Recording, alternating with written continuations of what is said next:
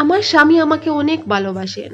আমার অজান্তে আমার সব পছন্দের জিনিস আমার স্বামী আমাকে এনে দেন। কিন্তু কোথা থেকে আসে এত টাকা?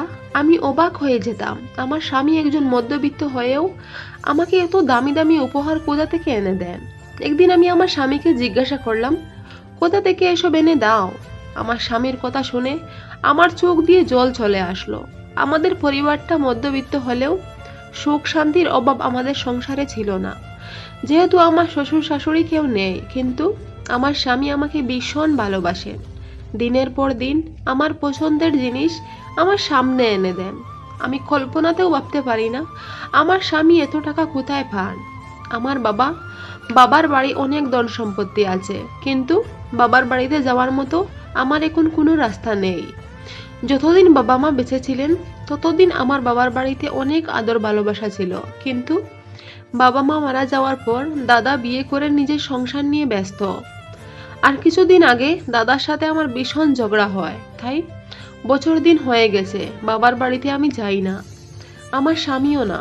বিয়ের পর থেকে আমার স্বামী আমাকে অনেক আদর যত্ন খেয়াল রাখেন। লোকে বলে বাবার বাড়িতে ধন সম্পদ থাকলে স্বামীর কাছে নাকি সম্মান থাকে, কিন্তু আমি সেটা বিশ্বাস করি না। কারণ আমার বাবার বাড়ির সাথে 1 বছর থেকে আমার কোনো সম্পর্ক নেই, তারপরও আমার স্বামী আমাকে মন প্রাণ দিয়ে ভালোবাসে। একদিন আমি জিজ্ঞাসা করলাম, তুমি তো সামান্য কাজ করো, কিন্তু এত টাকা তুমি কোথায় পাও? এত বড় বড় প্রয়োজনীয় অপ্রয়োজনীয় জিনিস তুমি আমার সাথে কেন নিয়ে আসো? তারপর আমার স্বামী আমাকে যা বললেন তা শুনে আমার চোখের পানি ধরে রাখতে পারিনি। আমার বাবার বাড়িও একই গ্রামে।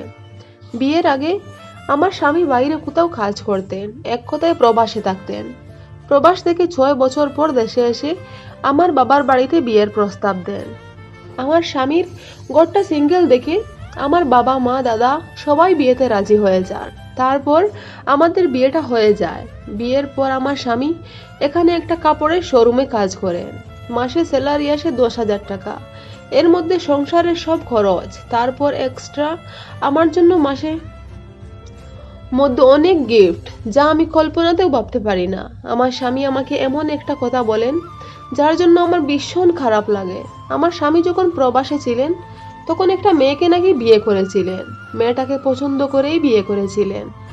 বিয়ের 5 বছর হয়ে গিয়েছিল। মেয়েটার হাজারো আবদার থাকতো। আমার স্বামী সিকিউরিটি পোস্টে কাজ করতেন। এতটা আবদার মেটাতে পারেননি নিজের প্রথম স্ত্রীর। আমার স্বামী বলেন, আমি একদিন ডিউটি থেকে রুমে এসে দেখি আমার স্ত্রী বাসায় নেই। আমাদের রুমের পাশে আমাদের চেনা জানা আমার একজন বন্ধু ছিলেন। আমি ওকে জিজ্ঞাসা করি, তারপর ও বলে, আমি ডিউটিতে যাওয়ার পর আমার স্ত্রী নাকি সারাদিন কার সাথে কথা বলতো। আজ সকালে আমি ডিউটিতে যাওয়ার পর ও কোথায় ফোনে কথা বলতে বলতে বেরিয়ে গেছে। তারপর আমি ফোনে অনেকবার কল দিয়েছি, কিন্তু ও ফোন ধরেনি। তারপর আমি লোকেশন দেখতে পাই, ও গোয়াতে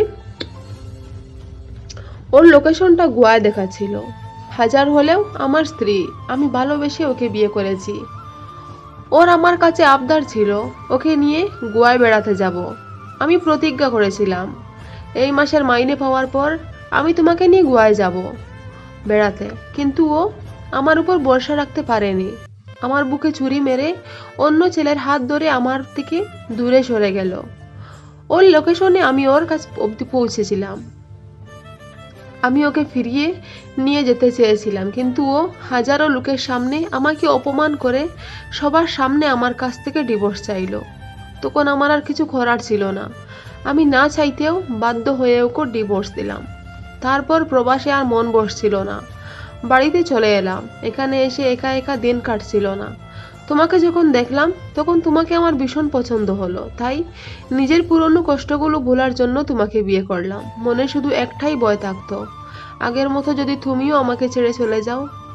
আমি জানি মেয়েদের অনেক আবদার থাকে, সবকিছু আবদার মেটাতে পারিনি বলে আমার প্রথম স্ত্রী আমাকে ছেড়ে চলে গেছে। তাই এই বয়ে তুমি না চাইতেও তোমার সামনে আমি সব কিছু এনে দেই।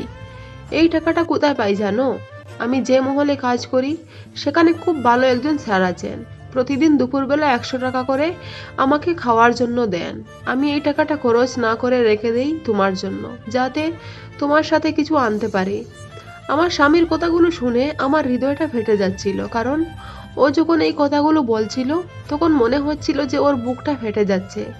আমি কখনো প্রয়োজনের বাইরে কিছু আমার স্বামীর কাছে আবদার করিনি। আমি সেই মেয়েকে বলছি, অনেক ভালো একজন স্বামী পেয়েও ও নিজের কাছে আগলে রাখতে পারেনি। আমি অনেক ভাগ্যবান যে এমন একজন স্বামী পেয়েছি। স্বামীরা হাজার জিনিস ত্যাগ করে সংসারের দিকে তাকিয়ে দিন থেকে রাত কাজ করে নিজের স্ত্রী সন্তানের মুখে খাবার তুলে দেবে বলে। সংসার সুখে রাখার জন্য নিজের কষ্টকে বুকে চেপে রেখে আলতো হাসি দিয়ে মুখে দিয়ে নিজের স্ত্রীর সামনে এসে দাঁড়ায়। তারপরও মেয়েরা বলে স্বামীরা নাকি স্বার্থপর হয়। স্বামীদেরকে ভালোবাসুন, সম্মান করুন, প্রয়োজনের চেয়ে বেশি স্বামীর কাছে আবদার করবেন না। দেখবেন আপনার স্বামী আপনি বলার আগে সবকিছু আপনার সামনে এনে দেবে। স্বামীর পছন্দকে গুরুত্ব দিন। গল্পটা এখানেই শেষ করলাম। ভালো লাগলে পাশে থেকো। ধন্যবাদ বন্ধুরা।